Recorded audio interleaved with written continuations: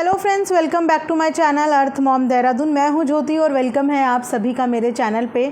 तो आज एक अच्छी गुड न्यूज़ के साथ शुरुआत हो रही है वीडियो की, क्योंकि कल का दिन बहुत ज़्यादा हेक्टिक था हमारे लिए भी और जिनके साथ ये चीज़ें हुई उनके लिए भी। मैं बात कर रही हूँ सरिता जेठू और सचिन जी की, क्योंकि दोनों के ही सोशल मीडिया अकाउंट पे हैकिंग का अटैम्प्ट हुआ और इस वजह से दोनों के दोनों जाहिर सी बात है घबरा भी गए होंगे। इंस्टाग्राम हैंडल डिसअपीयर हो गया था सचिन मनीषा का, स्पेशली वो मनीषा का अकाउंट था जिसमें 1 मिलियन अबव के फैंस थे, जो कि पिछले 2 दिन से डिसअपीयर हो गया था। जिसके बाद हमें सरिता जेठू जी ने भी बताया कि उनके भी यूट्यूब चैनल पे ऐसे सस्पिशियस अटैम्प्ट हुए हैं और कुछ देर के लिए उनका जो चैनल है वो हैक भी हुआ था। ये सब चीज़ें उन्होंने स्क्रीनशॉट के माध्यम से दिखाई। लेकिन आज ये सुन के अच्छा लगा कि जहाँ पे सरिता दीदी के चैनल को कुछ नहीं हुआ, वहीं पे मनीषा का भी इंस्टाग्राम हैंडल अच्छे से वापस आ गया। इंस्टाग्राम हैंडल वापस आने के लिए और इसकी रिक्वेस्ट करने के लिए सचिन ने अपने चैनल से सब लोगों को ये रिक्वेस्ट करा था कि इंस्टाग्राम को टैग करते हुए वो ट्विटर पे बात करें, जिसमें उनका सपोर्ट बहुत सारे क्रिएटर्स ने किया भी। और आज उन्होंने अपने इंस्टाग्राम वापस आने के बाद अपने उन सारे क्रिएटर्स को स्पेशली थैंक यू भी बोला है जिन्होंने इंस्टाग्राम को वापस लाने में उनकी हेल्प करी है। वहाँ पे निकू सुमित का नाम भी है, मनोज दे का नाम भी है, मनोज दे की वाइफ ज्योति का नाम भी है, सृष्टि दी का नाम भी है, नेहा का नाम भी है और नीतू दीदी का नाम भी है। मतलब काफ़ी सारे क्रिएटर्स हैं जिन्होंने इस चीज़ में उनका हेल्प किया और उनका इंस्टाग्राम हैंडल आज वापस भी आ गया। उसके अलावा आप बात करेंगे, उन्होंने नाइट में एक वीडियो भी डाली थी जिस वीडियो में उन्होंने जवाब दिए थे सरिता दीदी जी को। जो क्वेश्चन की लिस्ट उन्होंने वहाँ पे लगाई थी, ऑलमोस्ट मुझे लगता है कि वो लिस्ट, वो कॉपी पेस्ट कमेंट सभी रिएक्शन चैनल वालों के पास भी आए थे। मेरे पास भी वो पर्टिकुलर कमेंट इस तरीके का आया था जहाँ पे ये सारे पॉइंट्स हाईलाइट किए गए थे और ये क्वेश्चन पूछा गया था कि क्या ये सब चीज़ें करने के पीछे सचिन जी की इंटेंशन क्या थी। तो सबसे पहला सवाल वहाँ पर ये पूछा गया था कि पहचान कौन, ये लिखने की क्या ज़रूरत थी, किसको पहचानवाना आप चाह रहे थे, तो ये कम्युनिटी में लिखने का उनका मोटिव व प्लान क्या था। खैर उन्होंने अपने कल सवाल जवाब राउंड में ये चीज़ क्लियर करी कि मेरा एज सच मोटिव किसी को भी हर्ट करना नहीं था, मेरी इंटेंशन ऐसी नहीं थी। पहचान कौन से मैं इशू को एक पहचान दिलाना चाहता था जो पहचान उनकी कहीं ना कहीं खो गई थी। और मैंने ऐसे बहुत सारे क्रिएटर्स की भी हेल्प करी है जिनको शायद आज आप लोग जानते हो लेकिन पहले कोई नहीं जानता था। तो ये मैं हमेशा से करता हूँ, नए क्रिएटर से मिलता हूँ, उनकी हेल्प करता हूँ अपने हिसाब से जितना मैं कर पाता हूँ। वही चीज़ें मैंने इशू के लिए भी करी, लेकिन इशू के साथ टॉकिंग टर्म्स में इतनी जल्दी और अचानक से इतना हेल्पफुल नेचर, ये चीज़ें थोड़ा सा क्वेश्चन मार्क खड़ा कर रही थी। लेकिन वो भी कल सचिन जी ने अपनी वीडियो में क्लियर किया कि इशू के साथ उनकी मुलाकात जुम्मा 2-4 दिन की नहीं थी, वो पिछले 3-4 दिन से उनके साथ, वो पिछले 3-4 महीने से उनके साथ थोड़ा थोड़ा टॉकिंग टर्म्स में थे। इनफैक्ट उन्होंने अपने भाई की शादी वगैरह में भी उनको इनवाइट किया था, लेकिन वो उस वक्त गए नहीं। लेकिन यहाँ पे बात बच्चे के बर्थडे की थी और बच्चों से सचिन अपने आप को बहुत कनेक्टेड फील करते हैं, इसीलिए वो उस बच्चे के बर्थडे पार्टी में गए। प्लस वो इशू की हेल्प करने के लिए भी गए, क्योंकि इशू मेहनत कर रही है लेकिन उसको उस हिसाब का रिजल्ट यूट्यूब पे नहीं मिल पा रहा है। तो उन्हें लगा कि मैं अगर इसकी हेल्प करूँगा, मैं अगर इसके साथ कोलैबोरेट करूँगा, वीडियो में आऊँगा तो सोशल मीडिया में आग लग जाएगी, यानी कि जो मेरे सब्सक्राइबर हैं वो देखेंगे और बहुत सारे हेटर और पसंदीदा करने वाले भी लोग होते हैं। तो जो हेटर होंगे डेफिनेटली उनको आग लगेगी, लेकिन जो पसंद करते हैं उनको खुशी होगी कि चलो एक गुमनाम नाम को इन्होंने वापस से बनाने के लिए एक हेल्प करी। लेकिन वहाँ पे इस सारी एक्टिविटी को अपने ऊपर लिया सरिता जी ने, और एक्टिविटी को लिया ही नहीं, उनके पास कुछ ऐसी रिकॉर्डिंग्स, कुछ ऐसी चैट भी आई जिसमें ऐसा लग रहा था कि ये सब चीज़ें सिर्फ और सिर्फ सरिता जेठू जी को नीचे डाउन दिखाने के लिए की गई हैं। जिसमें आपने अगर कल रिकॉर्डिंग सुनी होगी जो सरिता जी और जेठू जी ने चलाई थी, उसमें वो साफ तौर पे कह रही है इशू की सरिता दीदी को ये सब बातें मत बताना। अगर आपने उनको सुनाई, उनको बताई तो उनको बहुत बुरा लगा, क्योंकि आगे उनके लिए बहुत कुछ बोला गया है, उनके लिए बहुत सारी ऐसी बातें बोली गई हैं। तो शायद मुझे लगता कि सरिता जेठू जी को कोई भी प्रॉब्लम नहीं होती अगर ये सिर्फ एक कोलैबोरेशन या प्रमोशन होता। लेकिन जब पीछे से बैक बिचिंग हुई जो बातें हुई और जो रिकॉर्डिंग उनके पास पहुंची, जो चैट्स उनके पास पहुंचे, जिसमें उनके हिसाब से दावा किया जा रहा है कि सचिन ने उनकी बैक बाइटिंग करी, उनके बारे में बातें बोली, और तो वहाँ से उनका जो पारा था वो ऊपर हो गया और उनको उस चीज़ का बहुत ज़्यादा हर्ट हो गया कि ये हमारे लिए मिल रहे हैं और हमारे लिए पीछे से बैक बाइटिंग हो रही है। ये एक नॉर्मल और एक जेन्युइन रिएक्शन था जो शायद किसी का भी आता अगर कोई अपने बारे में ये सब चीज़ें सुनता। तो यहाँ पे जो मुझे लगता है प्रॉब्लम क्रिएट हुई वो आदान प्रदान हुए, जब स्क्रीनशॉट्स के आदान प्रदान हुए, जब वॉइस रिकॉर्डिंग के, उसके बाद जेठू जी सरिता जी के दिमाग में ये चीज़ें घुसी कि नहीं, ये कोई नॉर्मल मुलाकात नहीं थी, ये मुलाकात सिर्फ और सिर्फ हमें नीचा दिखाने के लिए की गई थी। उसके अलावा ये रिकॉर्डिंग वाली बात को अगर हम साइड में रखें तो कल सृष्टि दीदी का भी एक वीडियो आया जिसमें उन्होंने भी डायरेक्टली इनडायरेक्टली बेइज्जती वाली बात करी है। और फ्रेंकली स्पीकिंग ऐसे और भी क्रिएटर्स हैं जिन्होंने उनके साथ जो चीज़ें हुई, जो उनकी आप बीती हुई, वो चीज़ें मुझे बताई, लेकिन मैं सबकी प्रिवेसी मेंटेन करते हुए यहाँ पे कभी भी किसी का नाम नहीं लेती। ये मेरा हमेशा से एक उसूल है कि जो चीज़ें मेरे पास आती हैं मैं कभी भी किसी भी कंडीशन में वो नाम नहीं बताती। तो बहुत सारे लोगों ने यहाँ पे उंगली उठाई है सरिता जी के नेचर पे, और सरिता जी के नेचर से अगर उनके ग्रुप के इतने लोगों को इम्पैक्ट हो रहा था, क्या सरिता जी को ये चीज़ें फील नहीं हो रही थी कि कहीं ना कहीं उनका जो ये व्यवहार है वो आपस में दूरियां डेवलप कर रहा है? उनका जो ये बॉसी नेचर है या ये लाउड बोलने वाला नेचर है या ये डोमिनेटिंग नेचर है, कहीं ना कहीं इस नेचर की वजह से उनके खुद के दोस्त उनसे धीरे धीरे दूर हो रहे हैं, धीरे धीरे खफा हो रहे हैं। क्या ये चीज़ें इतने टाइम से सरिता जी ने एनालाइज नहीं करी? अगर नहीं करी तो यहाँ पे इनकी गलती थी कि आपने ये चीज़ें एनालाइज क्यों नहीं करी, या आपको जेठू जी एक लाइफ पार्टनर अपने पार्टनर का नेचर बखूबी जानता है।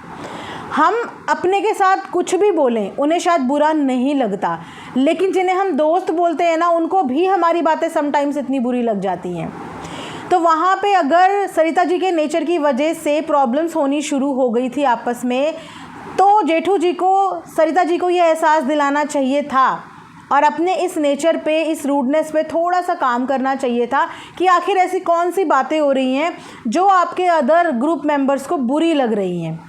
ऐसा क्या हो रहा है कि लोग रोते हुए निकल रहे हैं? ऐसा क्या हो रहा है कि लोग आपको मैसेज कर रहे हैं? ऐसा क्या हो रहा है कि लोग धीरे धीरे आपसे कटते जा रहे हैं? और क्यों आपको रूड, क्यों आपकी लैंग्वेज को पॉइंट आउट किया जा रहा है? इनफैक्ट कमेंट सेक्शन वाले तो देखो पॉइंट आउट इसीलिए कर रहे हैं क्योंकि उन्होंने आपकी बहुत बार एक रूड वीडियो देखी है जिसमें आप गलत कमेंट करने वालों को बैश आउट करते हो। वो आपका रिएक्शन है और उस चीज़ पे मैं जज नहीं करूँगी कि जब कोई गंदे कमेंट्स करेगा तो उनको उसी लहजे में जवाब भी देना पड़ता है ना। तो सब्सक्राइबर्स तो आपको आपकी वीडियो के हिसाब से जानते हैं, लेकिन जो दोस्त हैं वो आपको आपकी वीडियो के हिसाब से नहीं, आपके रियल ऑफ कैमरा रियलिटी की वजह से जानते हैं। और अगर वहाँ पे आपके दोस्तों को, आपके नियर डियर लोगों को आपके नेचर की वजह से प्रॉब्लम हो रही थी, वो लोग फिर भी एडजस्ट कर रहे थे, सुन रहे थे कि रिश्ता ख़राब ना हो, तो आपको ये चीज़ें बहुत पहले रियलाइज़ कर लेनी चाहिए थी कि क्यों ऐसा हो रहा है।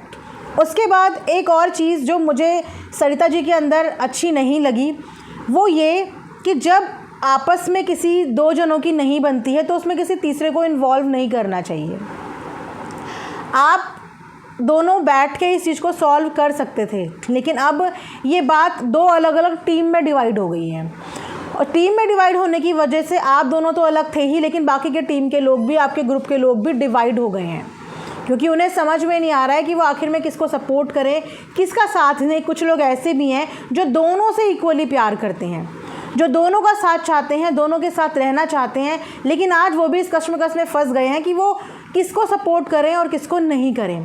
तो जब आपकी सचिन से प्रॉब्लम थी तो मुझे लगता है कि आपको बाकी लोगों को अनफॉलो नहीं करना चाहिए था, क्योंकि वही लोग कहीं ना कहीं ज़रिया बनते हैं आप दोनों के बीच में पैचअप कराने का। लेकिन लोगों को अनफॉलो करना, न्यू लोगों को फॉलो करना, ये एक रॉन्ग मैसेज और एक गलत जेस्चर था कि आपने बीते दिनों जो आपके दोस्त थे, जो आपके ग्रुप का हिस्सा थे, आपने उन्हें फॉलो किया, उसके बाद उन्हें अनफॉलो कर दिया और नए लोगों को फॉलो करना शुरू कर दिया। मतलब एक नया टीम अप करना शुरू कर दिया जो शायद आपके अगेंस्ट गया। शायद इसीलिए आपको कमेंट सेक्शन भी ऑफ करना पड़ रहा है, क्योंकि सब्सक्राइबर्स ना ये सब चीज़ें नोटिस करते हैं।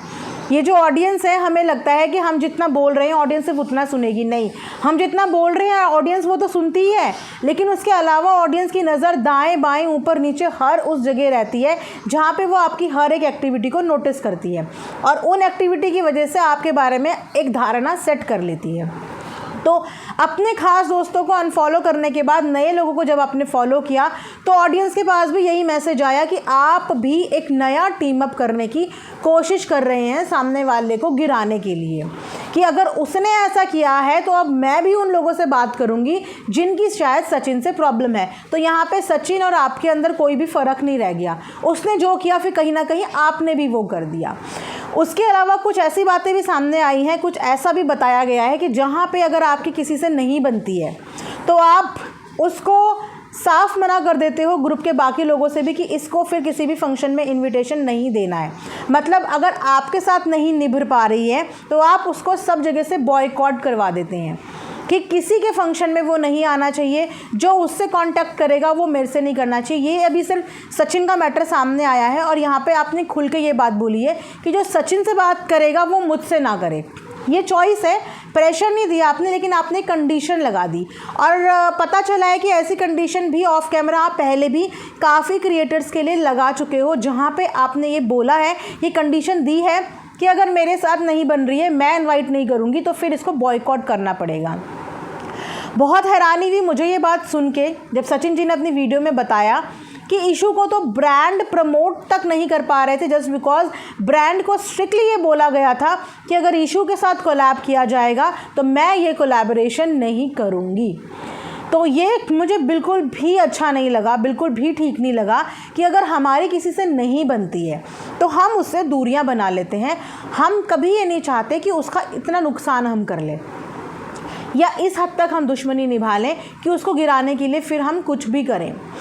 उसके अलावा एक कमेंट भी मैंने पढ़ा जिस कमेंट में भी उस लेडी ने यही बोला कि ये सेम चीज़ें मैं भी सफ़र कर चुकी हूँ। मैं उस ब्रांड का नाम नहीं लूँगी, लेकिन सरिता जी ने उस ब्रांड को ये बात बोली मेरे लिए भी। तो ऐसे 3-4 लोग सामने आए हैं जिन्होंने ये बात बोली है कि सरिता जी ब्रांड को काम करने से मना कर देती हैं, अगर उनकी किसी से नहीं बनती है तो वो उसके काम को भी हैम्पर करती हैं। मतलब पर्सनली अगर नहीं बन रही है तो प्रोफेशनली भी हार्म करने पे उतारू हो जाती है। क्यों कल सृष्टि दीदी ने हाथ जोड़ के माफ़ी मांगी? उनको अपने चैनल खोने का डर क्यों था? वो डरी क्यों? अगर एक इंसान खुद कैपेबल है, उनकी भी अच्छी खासी फ़ैन फॉलोइंग है, अच्छी खासी जनता उन्हें भी देखती है, तो वो हाथ जोड़ के माफ़ी क्यों मांग रही है कि मेरे को डर लगता है कि मेरे चैनल के साथ कुछ हो जाएगा? चैनल का खतरा क्यों लोगों को लग रहा है? यहाँ पे किसकी कितनी पहुँच कहाँ तक है कि वो सामने वाले का चैनल को इतना हार्म पहुँचा सकता है?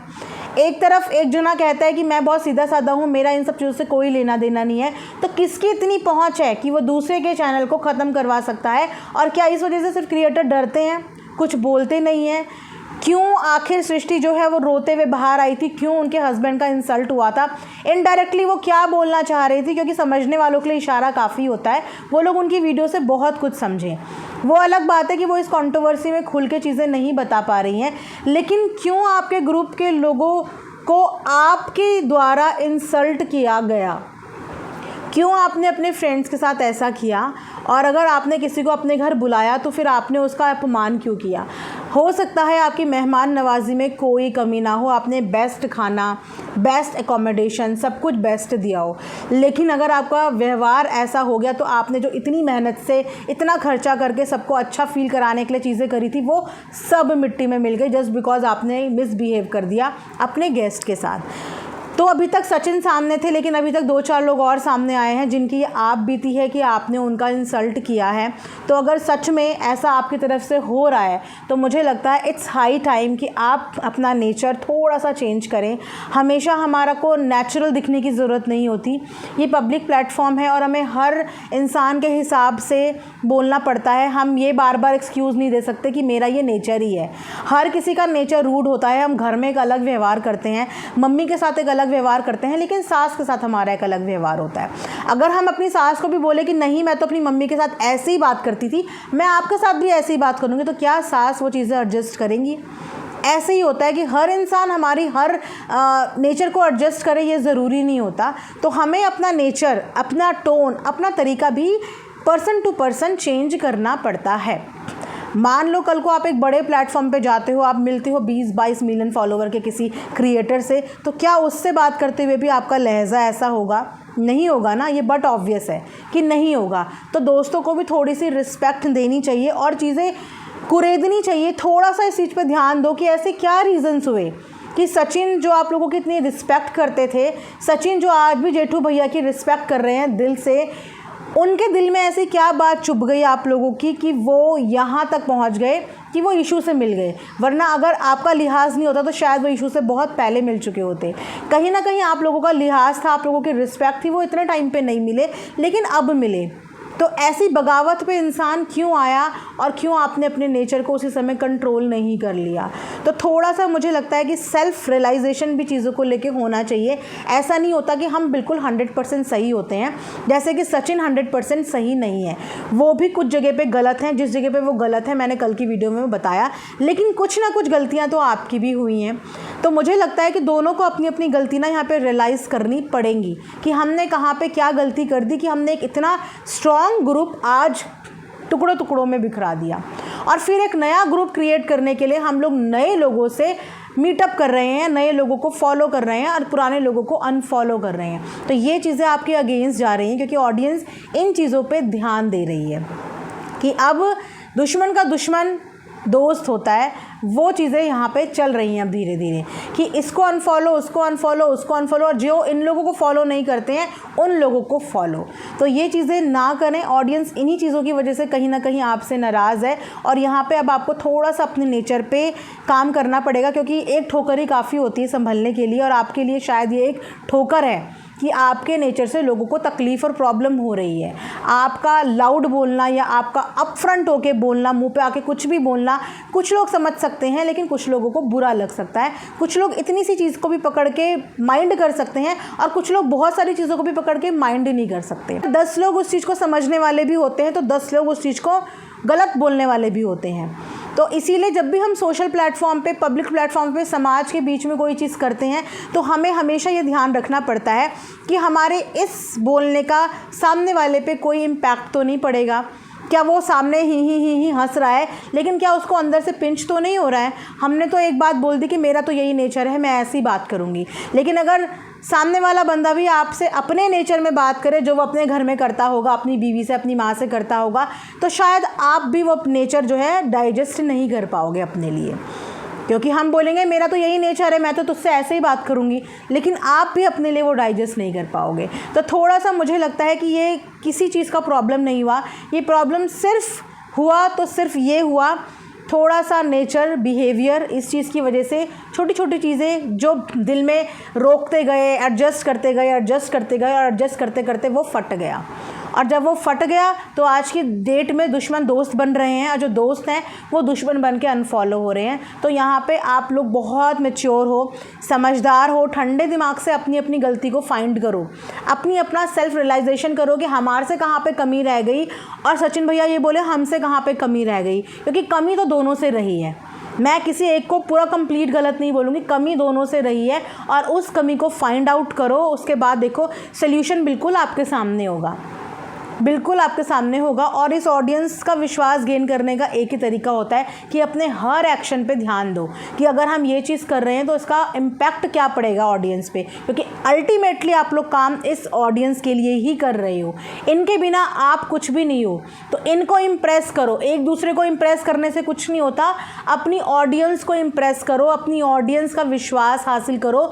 गलती हुई है तो हाथ जोड़ के माफ़ी मांगो, क्योंकि ऑडियंस प्यार भी करती है तो माफ़ भी कर सकती है, लेकिन झूठ बर्दाश्त नहीं करेगी, मैनिपुलेशन बर्दाश्त नहीं करेगी, क्योंकि ऑडियंस सब समझती है। तो ये था मेरा एक छोटा सा रिएक्शन प्लस एक सजेशन। मान लो तो बहुत कुछ है, ना मानो तो आप लोगों की मर्ज़ी है। मिलेंगे नेक्स्ट वीडियो में, तब तक अपना ध्यान रखिए। Thanks for watching earth Mom Dehradun.